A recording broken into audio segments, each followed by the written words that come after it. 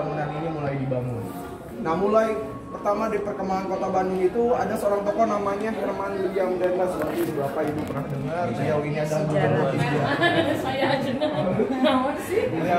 Beliau ini adalah gubernur Hindia Belanda yang ditugaskan untuk mempertahankan Pulau Jawa saat itu. Nah, salah satu cara dengan mempertahankan Pulau Jawa, beliau ini membuat jalan yang kita kenal dari Anyar sampai Panarukan yang panjangnya 1000 km. Nah, awal dari perancangan jalan Anyar sampai Panarukan itu awalnya tidak lewat ke Bandung, hanya menyetari Pulau Jawa, hanya bagian utaranya saja, bagian utara di sebelah sini. Terus Herman William Dennis ini melihat kota Bandung sangat strategis, di mana Bandung itu dikelilingi gunung, aman dari serangan dan jauh dari pantai, sehingga si jalannya itu sengaja dibelokkan ke Bandung. Nah, kenapa dekat dengan pantai itu merugikan? Karena pada saat itu kalau dekat dengan pantai banyak penyakitnya, katanya ada penyakit namanya malaria. Nah, terus juga, lewat ke Bandung, jalan namanya jalan itu adalah The Grote Postweg atau Jalan Raya Pos. Kalau di Bandung itu potretnya seperti ini.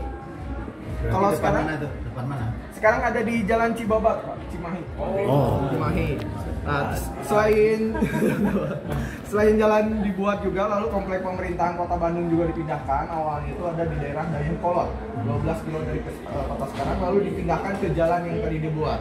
Nah, ini komplek pemerintahannya itu gubernur atau bupatinya itu adalah Wiranata Kusuma kedua, bupati keempat Bandung. Dua itu gelar.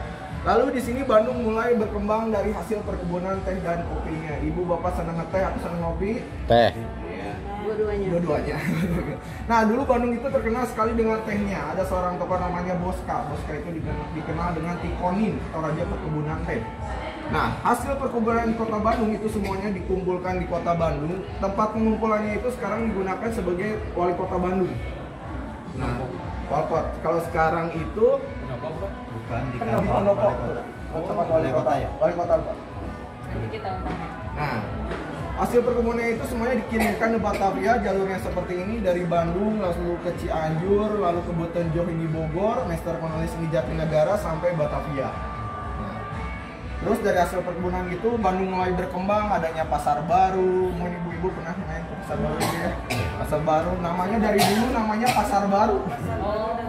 Dari dulu namanya pasar baru, karena dulu ada namanya pasar lama, lalu digunakannya pasar baru sampai sekarang, walaupun udah lama tetap namanya pasar baru. Lalu Masjid Agung pernah direnovasi tahun 1850 pada zaman Wiranata Kusuma keempat, dan pemindahan Residen Priangan atau ibu kota. Kalau Residen Priangan mungkin analoginya seperti kantor gubernur. Lalu Residen Priangan itu awalnya ada di Cianjur, lalu pindah ke Bandung menggunakan gedung Pakuan.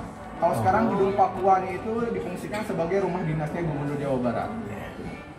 Lalu di sini ada hotel pertama di Bandung. Sebelum hotel juga ada sekolah pertama di Bandung namanya Quick School, sekolah guru. Bangunan ini sekarang masih ada, difungsikannya sebagai Polrestabes Kota Bandung. Dekat Walakot juga di sana. Lalu ada hotel pertama di Bandung namanya Grand Hotel Homan. Kalau sekarang namanya Savoy Homan.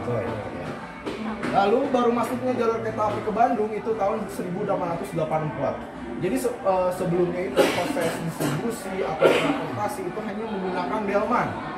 Kalau tadi balik lagi dari hasil perkebunan, tadi kalau dari Bandung ke Batavia menggunakan delman itu memerlukan waktu sampai 7 hari.